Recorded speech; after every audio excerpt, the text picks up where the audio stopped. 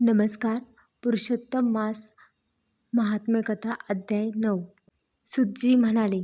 तेव्हा आश्चर्यचकित होऊन नारद मुनींनी मेधावी ऋषीच्या कन्येची अद्भुत कथा विचारली.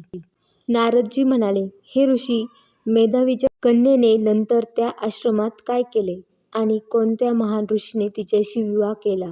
भगवान नारायण म्हणाले, ती मुलगी त्या घरात काही काळ आपल्या वडिलांचे स्मरण करत आणि त्यांच्यासाठी शोक करत राहिली. तारुण्याने भ्रष्ट झालेल्या हरणीप्रमाणे भयभीत झालेली, एका रिकाम्या घरात राहणारी, दुःखाच्या वाफेसारखे अश्रू ढाळणारी, जळत्या हृदयाने दुःखाने धाप लागलेली, एखाद्या अडकलेल्या सर्पाप्रमाणे हताशपणे घरात बंदिस्त झालेली, स्वतःच्या दुःखात मग्न असलेली आणि त्यातून मुक्त होण्याचा कोणताही मार्ग न दिसणारी त्या तरुण मुलीला उज्ज्वल भविष्याची आशा देऊन तिचे सांत्वन करण्यासाठी त्या वनात दुर्वास ऋषी आले.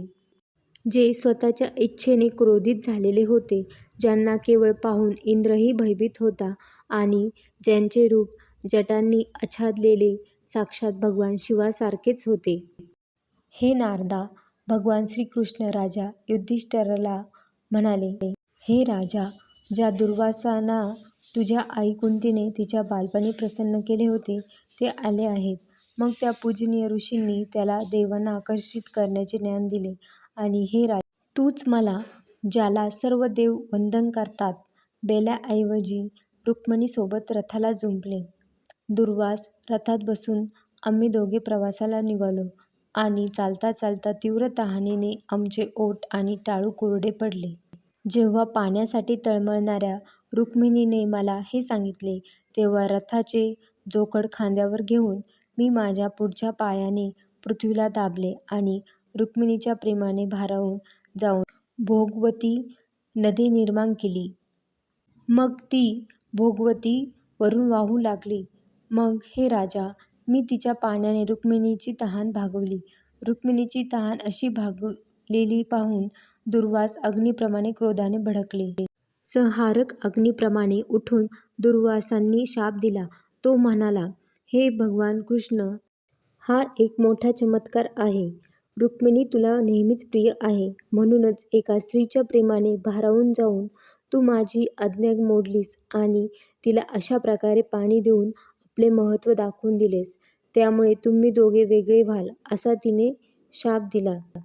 हे युधिष्ठिरा, हे तेच दुर्वासा मुनी आहेत. दुसऱ्या कालरुद्राप्रमाणे खुद्द रुद्राच्या अंशातून जन्मलेले, कल्पवृक्षाचे दिव्य फळ, महर्षी अत्रीच्या तीव्र तपश्चर्येचे रूप, निष्ठावान पत्नीच्या मस्तकाचे रत्न, देवी अनुसूयेच्या गर्भातून जन्मलेले, असीम बुद्धिमत्ता असलेले दुर्वासा ऋषी, अनेक तीर्थक्षेत्राच्या पाण्याने भिजवलेल्या, जटांनी सजलेल्या, तपश्चर्येचे मूर्तिमंत रूप असलेल्या दुर्वासा ऋषींना पाहून ती कन्या दुःखाच्या सागरातून बाहेर आली आणि तिने धीराने त्या ऋषीच्या चरणी प्रार्थना केली.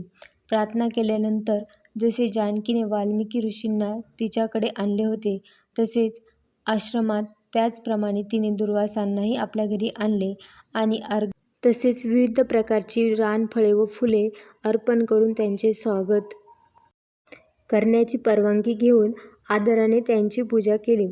त्यानंतर हे राजा, ती कन्या म्हणाली, हे महान भाग्य, हे अत्रि कुळाच्या सूर्या, मी तुम्हाला वंदन करते.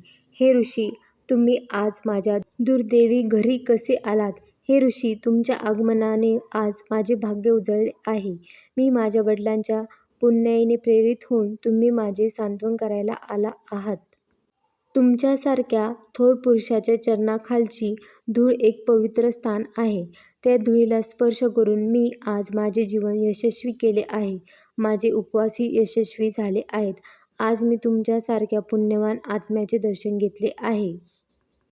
म्हणून माझा जन्म आणि माझी पुण्यकर्मे यशस्वी झाली आहेत. असे म्हणून ती मुलगी दुर्वासांसमोर शांतपणे उभी राहिली. तेव्हा भगवान शिवाच्या अंशातून जन्मलेले दुर्वास मंद स्मित हास्य करून बोलले. दुर्वास म्हणाले, तू अत्यंत पुण्यवान आहेस. तू तुझ्या वडिलांच्या कुळाचे रक्षण केले आहेस. ज्या तेजस्वी ऋषींनी त्यांना तुझ्यासारखी कन्या दिली, त्यांच्या तपश्चर्येचे हे फळ आहे. तुझी धर्मनिष्ठा जाणून मी कैलास पर्वतावरून येथे आलो आणि तुम्ही तुमच्या घरी माझी पूजा केली. हे वराह, मी लवकरच बद्रिकाश्रमात सर्व जीवांच्या कल्याणासाठी तीव्र तपश्चर्या करणाऱ्या सनातन नारायण देव ऋषीच्या दर्शनासाठी जाणार आहे. ती कन्या म्हणाली, हे ऋषी, केवळ तुमच्या दर्शनानेच माझे दुःख आटून गेले आहे. हे ऋषी, तुम्ही माझे सांत्वन केल्यामुळे आता माझे भविष्य उज्ज्वल झाले आहे.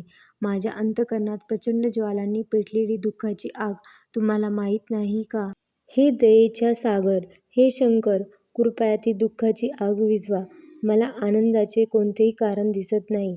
मला धीर देण्यासाठी आई वडील किंवा भाऊ कोणीही नाही. मग मी या दुःखाच्या सागरात कशी जगू शकेन? मी जिथे कुठे पाहते ती दिशा मला रिकामीच दिसते. म्हणून हे तपस्वी, कृपया माझे दुःख लवकर दूर करा. माझ्याशी लग्न करायला कोणीही तयार नाही. मला तीव्र भीती वाटते की जर यावेळी माझे लग्न झाले नाही तर मी पुन्हा वृषाली शूद्र होईन.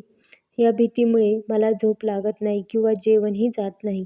हे ब्राह्मणा, मी लवकरच मरणार आहे. हीच माझी या क्षणी निश्चिती आहे. असे म्हणून ती अश्रू ढाळणारी मुलगी दुर्वासासमोर शांत झाली. मग दुर्वास तिचे दुःख कमी करण्याचा मार्ग शोधू लागले. भगवान नारायण म्हणाले, ऋषीचे शब्द ऐकून आणि त्यांचा अर्थ समजून अत्यंत क्रोधित दुर्वास ऋषींनी मुलीच्या हिताचा विचार करून तिच्याकडे दयेने पाहिले आणि एक संक्षिप्त उपाय सांगितला. या ठिकाणी पुरुषोत्तम मास महात्म्य कथा अध्याय 9 संपतो. आपल्याला हा व्हिडिओ आवडला असेल तर लाईक शेअर करा चॅनलला आणि व्हिडिओ बघितल्याबद्दल धन्यवाद.